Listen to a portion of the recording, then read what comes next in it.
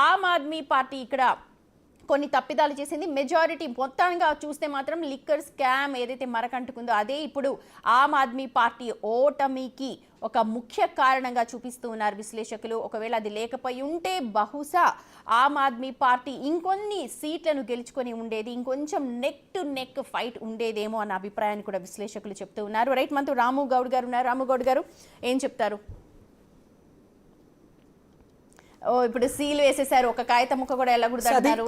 అది గవర్నర్ గా ఆయనకి ఏమైనా బాధ్యతలు ఉంటే చేసుకోవచ్చు, లెఫ్టినెంట్ గవర్నర్ గా. వాళ్ళకి చెప్తున్నా కదండి, ఆమ్ ఆద్మీ పార్టీని లెఫ్టినెంట్ గవర్నర్ విత్ బీజేపీ మొత్తం క్లోజ్ చేయాలంటే ఆగం అవసరం లేదు. మీరు గెలిచారు, మీరు ఢిల్లీలో ఒక నిమిషం అండి, పోలీస్ వ్యవస్థ మీ చేతి, మళ్ళీ అదే పోలీస్ వ్యవస్థ మీ చేతిలో ఉంది, అంత హంగామా అవసరం లేదు అంటున్నాను. సో అంటే కక్షపూరితంగా తప్ప వాళ్ళు మిగతాది ఏది లేదు. సో ఇప్పటిలోగే మీ పోలీస్ వ్యవస్థ పెట్టుకొని, మీ నిఘా పెట్టుకొని అరవింద్ కేజ్రీవాల్ అక్కడ ఉన్న పత్రాలు మొత్తం గయాబ్ చేస్తారా? అంత గయాబ్ చేసి ఉంటే ఇన్ని రోజులు ఉంచుతారా? ఎప్పుడో తీసుకెళ్ళేవాళ్ళు కదా. ఏదేమైనా ఒక అంటే మళ్ళీ అదంటున్నా, ఈ మీడియా ద్వారా ఏదో జరిగింది. ఇప్పుడు జనరల్గా మీడియా ద్వారా సచివాలయానికి లాకేస్తున్నారంటే అమ్మ కీలక పత్రాలు, ఉంది లోపల ఏదో మిస్ అవుతుంది. ఇదే చెప్తున్నాను, బీజేపీ చేస్తున్న స్ట్రాటజీ అది పెద్దగా అంతగా తీసుకొని పోయి అంత అవసరం లేదు. మేమే చెప్తున్నాం, మా నాయకులు తప్పు చేయలేదు, మీ అధికారంలో ఉంది, ఇమీడియట్గా కేసును మీరు ఇంకా 10 సంవత్సరాలు కాదు, ఫాస్ట్ ట్రాక్ పెట్టేసి ఒక 2 నెలల్లో ఖతం చేయండి కేసుని, నిజాలు బయట పెట్టేయండి. ధైర్యం ఉందా? ఇప్పుడు మీరు గెలిచిరు కదా, ఆ ధైర్యం మీకుందా? ఫాస్ట్ ట్రాక్ కోర్టు పెట్టేసి ఇమీడియట్గా 2 నుంచి 3 నెలలనే ఇదిగో ఆమ్ ఆద్మీ పార్టీ నాయకులు ఇంత అవినీతికి పాల్పడరని పెట్టండి. ఈ దేశంలో ఇంకా చాలామంది బయటకు వస్తారు, డబ్బులంది కక్కియండి. చాలామంది దేశ సొమ్ముని చాలామంది తిని ఉన్నారు, బయట దేశాల పారిపోతున్నారు, పట్టుకొని రండి, మంచిదే కదా, తప్పేం లేదు. ప్రజలకు సంబంధించిన ప్రామిస్ కూడా చేసింది బీజేపీ, మొత్తం అసలు డిమానిటైజేషనే అందుకు అనింది. అలాగే అదే మేడం, అవన్నీ తీసుకుంటా ఈరోజు నరేంద్ర మోడీ గారి వాగ్దానాలన్నీ కూడా ఉట్టి వాగ్దానాలే. డిజిటల్ మీడియా ద్వారా వాగ్దానాలు ఏదో ఓహో చేశాను తప్ప మిగతా అది ఏం లేదు. సో మళ్ళీ చెప్తున్నాం, ప్రజలకి అందుబాటులోనే ఉంటాం. ఢిల్లీ ప్రజలు ఇంత ఈ మెజారిటీతో ఆపోజిషన్లో మీరు మొత్తానికి లిక్కర్ పాలసీలో మీరే ఉన్నారు కాబట్టి మిమ్మల్ని మొత్తానికి గెలిపించలేం అని కాంగ్రెస్ లాగా మమ్మల్ని తీసి పడేయలేదు. ప్రజలు నమ్మిర్రు. ఓన్లీ 3 to 5% ఓట్ షేరింగ్ తోటే మేము బలంగా ఉన్నాం, బలమైన ఓటు ఉంది. సో తప్పకుండా అదే బలమైన కార్యకర్తలు ఉన్నారు, ప్రజలు ఉన్నారు. వాటితో కలిసి బీజేపీ ఏదైతే ప్రామిసెస్ చేసిందో ప్రామిసెస్ మీద మీరు ఎలాగైతే చేయలేదని మీరు చేస్తున్నారో మాకు ఎందుకు చేయలేదో చెప్పగలిగినాం మేము కనీసం. ఇప్పుడు మేము ఎందుకు చేయలేదో చెప్పే పరిస్థితి లేదు, మీరు చేయాల్సింది. రెండు వైపులా మీరే ఉన్నారు కాబట్టి ఢిల్లీని సుందరంగా తీర్చిదిద్దండి.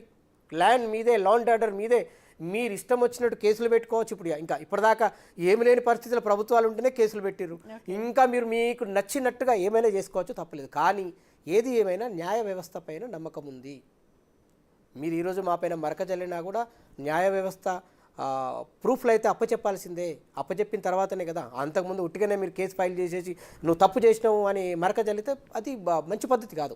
మళ్ళీ చెప్తున్నాం, రాజ్యాంగబద్ధంగా ఎన్నుకోబడ్డ పార్టీలు మనల్ని కూడా ప్రభుత్వాలను ఏర్పాటు చేసిర్రు. రాజ్యాంగబద్ధంగానే ఆ ప్రమాణం చేసి వచ్చినాం కాబట్టి కక్షపూరితంగా కాదు.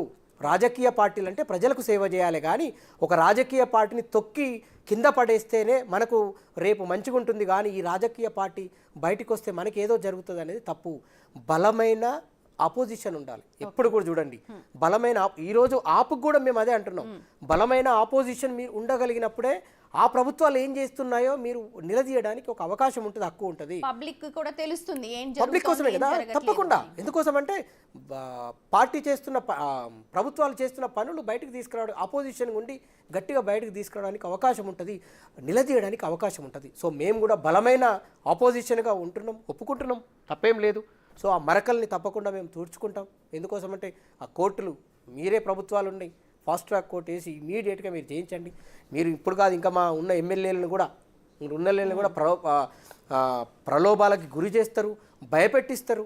కానీ మళ్ళీ చెప్తున్నాం, మా నాయకులందరూ కూడా చాలా స్ట్రాంగ్ ఉంటారు. ప్రభుత్వాలు ఉన్నా ప్రభుత్వాలు లేకపోయినా ప్రజల కోసమే పనిచేస్తాం. సో ఏది ఆపు లక్ష్యాలు ఏవైతున్నాయో అవి నెరవేర్చడానికి దేశవ్యాప్తంగా కూడా పార్టీ బలోపేతం చేయడానికి ఇది మాకు అరవింద్ కేజ్రీవాల్కి అయితే మంచి అవకాశం అనేది చెప్పుకోగలుగుతున్నాం. ఎందుకంటే దేశవ్యాప్తంగా కూడా తిరగడానికి ఒక అవకాశం ఉంది. Failure is a stepping stone to success అంతే అండి. ఇప్పుడు ఫెయిల్యూర్ తోటే సక్సెస్. ఫెయిల్యూర్ ఎందుకు ఫెయిల్ అయ్యామనేది మేము తొందరగానే ఇప్పుడు 20 సంవత్సరాల తర్వాత 30 సంవత్సరాల తర్వాత కాంగ్రెస్ పార్టీ లెక్క మళ్ళీ కూరుకుపోయి లేవలేని పరిస్థితుల్లో కాదు కదా. మేము నిజంగానే జోష్లో ఉన్నాం, ఏదో తప్పు జరిగింది, ఇప్పుడు ఆ తప్పును ఇమీడియట్గా ఫైండ్ అవుట్ చేయగలిగితే కాంగ్రెస్ పార్టీ కూడా ఇప్పుడు దీంతో మళ్ళీ ఆత్మాలోకనం చేసుకుంటుందేమో ఎక్కడ ఏంటి అని అన్నది. చేయగలగాల్సిందే. మీరు ఎలా అయితే 0 నుంచి బీజేపీ కూడా 1 నంబర్ నుంచి రైజ్ అయింది. సో న్యాచురల్లీ ఎవ్రీ పార్టీ ప్రతి ఒక్కరికి కూడా ప్రజలు అవకాశం ఇస్తారు ఖచ్చితంగా. ఈ రోజు గెలుపు ఓటములు అనేది సహజం. ఈరోజు అట్లా అనుకుంటే మీరు 2 పర్యాయాలుగా మీకు సింగిల్ డిజిట్ వచ్చింది. సో ఈసారి మీరు ఏదో చేద్దామంటున్నారు కాబట్టి డబల్ డిజిట్ ఇచ్చారు, ప్రభుత్వాన్ని ఏర్పాటు చేయాలన్నారు. సో మేము స్వాగతిస్తున్నాం ఆమ్ ఆద్మీ పార్టీగా. మీరు ప్రభుత్వాన్ని ఏర్పాటు చేసి ఎటువంటి సమస్యలు రాకుండా ఢిల్లీ ప్రజల ఆకాంక్షలను మీరు నెరవేర్చాలి, అలాగే దేశ ప్రజల ఆకాంక్షలను కూడా నెరవేర్చాలి అంటున్నారు. ఎందుకోసం అంటే మీ మీద చాలా పెద్ద నమ్మకం ఏర్పడ్డది. ఫ్రీబీస్ ఇవ్వము, ఫ్రీబీస్ వల్ల దేశానికి రాష్ట్రానికి నష్టం అన్న మీరు ఫ్రీబీస్ ఇస్తా అంటున్నారు. ఈ ఫ్రీబీస్ని మీరు అన్ని రాష్ట్రాల్లో కూడా మీరున్న రాష్ట్రాల్లో బీజేపీ పాలిత ప్రాంతాల్లో మీరు అమలు చేయండి. అలాగే ప్రాంతీయ పార్టీలకు మీరు అమలు చేసే విధంగా మీరు నిర్ణయాలు తీసుకుంటే మీరు ఇప్పుడు ఈ 10 నెక్స్ట్ వచ్చే 5 సంవత్సరాల్లో గెలవరని కాదు, మీరు ఇంకొక 20 సంవత్సరాలు మీరు ఈ దేశాన్ని 20-30 సంవత్సరాలు పరిపాలించడానికి అన్ని సౌకర్యాలు మీరు ఇచ్చిన తర్వాత ఇప్పుడు ఆల్టర్నేటివ్గా పార్టీలు ఎప్పుడు వస్తాయండి? అక్కడుండే సమస్యల మీద పోరాటం చేయనప్పుడు, సమస్యలు ఫుల్ఫిల్ చేయడం ఆల్టర్నేటివ్ కొత్త పార్టీలు పుట్టుకొస్తాయి. సో ఈరోజు ప్రజలు కావాలనుకున్నారు కాబట్టి, ఢిల్లీలో కావాలనుకున్నారు కాబట్టి పుట్టింది. జాతీయ పార్టీగా అవతరిస్తుందని అనుకోలేదు అప్పుడు.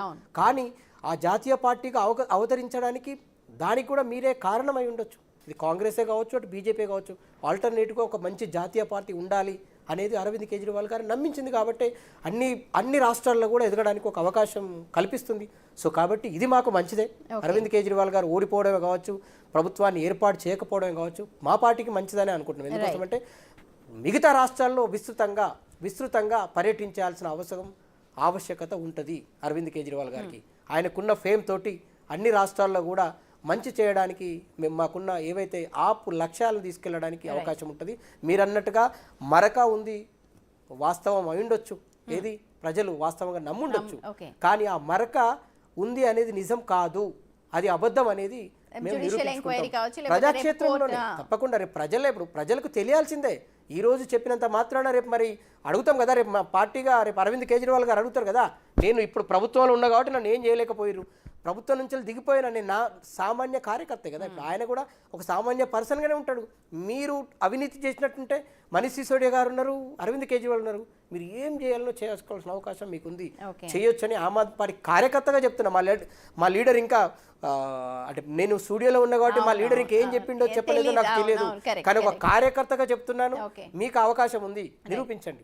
Right, okay, right. Thank you so much Ramugoud గారు.